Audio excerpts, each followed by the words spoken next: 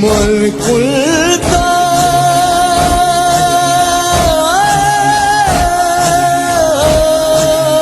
مولا فهذا علی المولا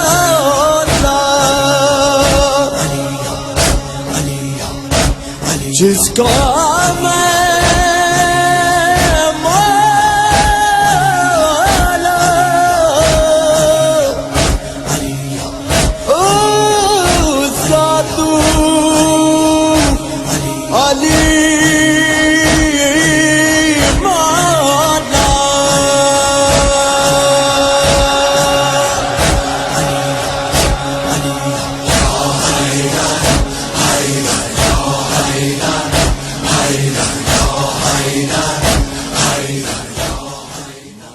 تو دیکھیے فقط صرف یہاں ایک بات یہ بھی ایک علماء نے کہی ہے کہ صرف تعریفیں کرنے سے دیکھیے کام نہیں چلتا، صرف قصیدہ گوئی سے کام نہیں چلتا.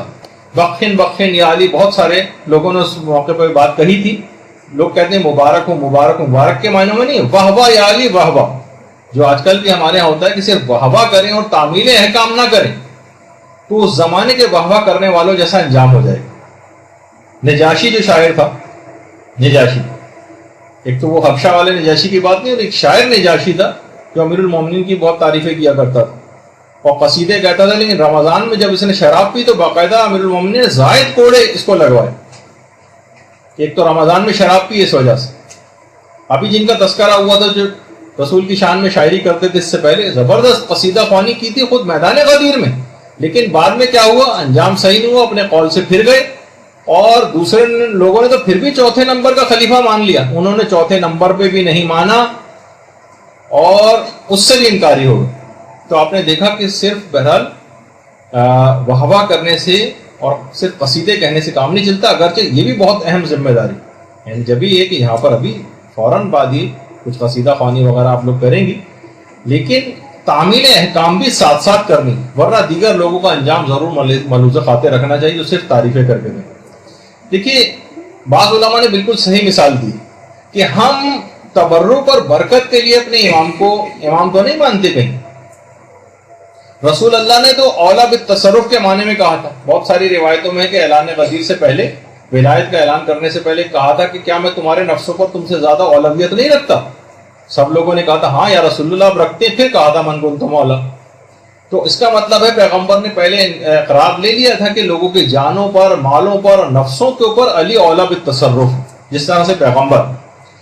اب مثلا علی کہیں کہ عورتوں کو پردہ کرنا، اب جو تبرک کے لیے صرف برکت کے لیے علی کو امام مانے گی، وہ مجلس بھی کرے گی، وہ جشن بھی اپنے گھر کے اندر منعقد کرے گی، نجاشی کی طرح سے مثلا ان کی شان میں قصیدہ خوانی بھی کرے گی، مگر پردے کی بات نہیں مانے گی. لوگ گھروں میں اپنے جشن کرتے ہیں، انتظام کرتے ہیں، شعراء کو بلا کر لاتے ہیں، خوب تعریفیں کرتے ہیں مولا کی. اور وہی مولا جس کا آپ کے مال کے اوپر بھی تصرف ہے، جب وہ آپ سے خمس کا تقاضا کرتا ہے تو وہی مومن جو ابھی تک جشن میں تعریفیں کر رہا تھا اب آئیں کر رہا ہے، اب جو ہے وہ بہانے بنا رہا ہے. دیکھیے پیغمبر اسلام نے اولا بالتصرف کے نام کے عنوان سے مولا ماننے کو کہا تھا، فقط اظہار محبت کا تقاضا نہیں کیا تھا میدان غدیر میں. وہ تو بہت پہلے ہو چکا تھا، قل لا اسألکم علیہ اجرا الا المودۃ فی القربى، تو بہت پہلے کی بات تھی. صرف یہی نہیں تھا کہ اعلان جو میدان غدیر ہے اس کے اندر صرف محبت کا اظہار آپ آ کر کریں، اتنے اہتمام کی دوبارہ ضرورت نہیں تھی، وہ تو پہلے بات ہو چکی تھی. تو علی سے اظہار محبت کا جو تقاضا تھا من کنت مولا کا، وہ مصداق نہیں تھا، بلکہ اولا بالتصرف کے معنوں پر، یعنی مال کے اوپر اولا بالتصرف، جان کے اوپر اولا بالتصرف، اولاد کے اوپر اولا بالتصرف، یعنی پوری زندگی پر یہ مولائیت ہمارے محیط ہے. امام جب موجود ہو تو یہ ولایت براہ راست ہوتی ہے، اور ان کی غیبت میں فقیہ جامع شرائط کے ذریعے اس ولایت کا ایک حصہ آپ تک پہنچتا. چاہے اختیارات میں اختلاف ہوگا، لیکن ولایت فقیہ اسی ولایت کا جز اور ایک کنٹینویشن. اس کے الگ دلائل ہیں علماء جو بیان کرتے ہیں. تو دیکھیے وہی مولا جو کہ لقب یافتہ ہے باب مدینۃ العلم، وہ بار بار علم حاصل کرنے کی تاکید کر رہا ہے، بار بار۔ ہم جشن میں اسی مولا کے علم کے قصیدے پڑھ رہے ہیں، مگر علم حاصل کرنے کے لیے کبھی کوئی کوشش، کوئی اقدام نہیں کرتے۔ مثلا کہا جاتا ہے لوگ کہ بھائی بچوں کو اپنے تعلیم یافتہ بنانا چاہیے، تو لوگوں سے آپ پوچھیں تعلیم یافتہ بنانے کے لیے کیا کریں، وہ کہیں گے بھائی تعلیمی اداروں میں بھیجیں، اسکولوں میں، کالجوں میں، یونیورسٹیوں میں، دنیاوی تعلیم کے لیے وہاں بھیجتے ہیں نا۔ اچھا دین کے لحاظ سے بھی تعلیم یافتہ بنانا ہے ان کو، اب ان کو کہاں بھیجیں؟ تو اس میں سب لوگ اگر خاموش ہو جاتے ہیں۔ بھائی جب ہر دنیاوی تعلیم کے لیے اسکول، کالج اور یونیورسٹی کی ضرورت ہے، تو دین کی تعلیم کے لیے کسی مدرسے، کسی دینی اسکول، کسی دینی یونیورسٹی، کسی دینی کالج کی ضرورت نہیں پیش آئے گی جہاں پہ جا کر وہ یہ علوم کو حاصل کرے؟ تو لوگ وہاں اگر خاموش ہو جاتے ہیں۔ تو آپ خود بتائیے کب علم حاصل کرنے کے لیے ہم نے اقدام کیا؟ ابھی کچھ ہی عرصے پہلے انٹرنیٹ وغیرہ پہ بھی ایک بڑے اچھا ایک نقطہ نظر پیش کیا کہ علی، بغیر علی کے تعلیم کبھی مکمل نہیں ہو سکتی۔ یقین نہ آئے تو لفظ تعلیم میں سے علی آپ نکال دیں، باقی صرف تم رہ جاؤ گے، یعنی علم اس میں سے نکل جائے گا۔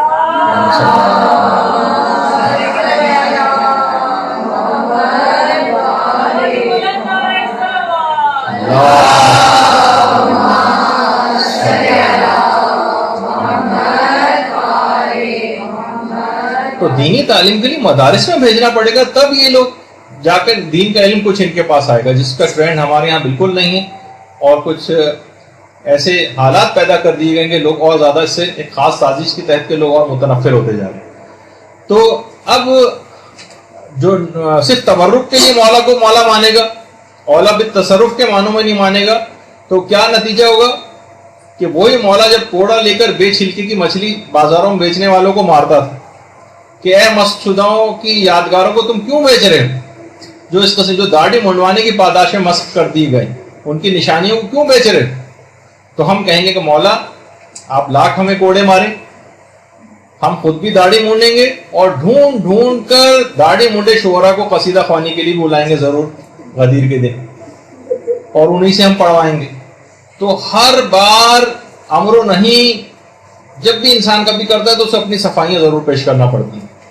دیکھیے میں خود بھی یہ صفائیوں پیش کروں، خود قصیدے سننے کا بہت شوقین ہوں، لیکن جب کوئی پیغام دینا ہوتا تو کچھ تو کرنے کے صرف ایک مقام کے حد تک رہ گئے۔ تو وہ آپ نے دیکھا کہ اس سے پہلے بہت سارے شاعر حضرات ان کو بھی کوڑے بھی لگ چکے ہیں، کتنے شاعر جنہوں نے قصیدہ خوانی خود میدان غدیر میں کیے، بعد میں کیسے عمل اس کے مطابق نہیں کیا تو نتیجہ کیا نکلا۔ تو مولا کو اپنی زندگی کے ہر شعبے میں اولا بالتصرف ماننا، آپ کے احکام کی امیر المومن کے معرفت حاصل کرنی، اور ہر حکم کو بلا استثناء اور ایکسیپشن کے ساتھ ماننا۔ فقط قصیدہ خوانی سے اس وقت تک کام نہیں چلے گا جب تک عمل ساتھ میں نہیں ہوگا۔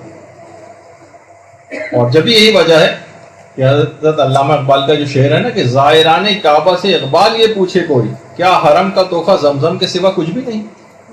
یعنی جس وقت انسان وہاں جاتا ہے وہاں سے صرف حاجی حضرات صرف زمزم، وہ بھی اپنی جگہ فضیلت کا حامل اور تحفہ ہے واقع، لیکن امام کے ساتھ وہ جو ولایت کا اعلان جو ہوا تھا وہاں اس سرزمین کے اوپر، جب حج کر کے تم واپس آ رہے ہو تو اس کی کوئی خوشبو، اس کی کوئی تجدید عہد، وہ بھی تمہارے ساتھ واپس جانا چاہیے، صرف یہ نہیں کہ صرف زمزم لے کر وہاں سے واپس آ گئے۔ مجھے نجف دکھا دے، حیدری بنا دے۔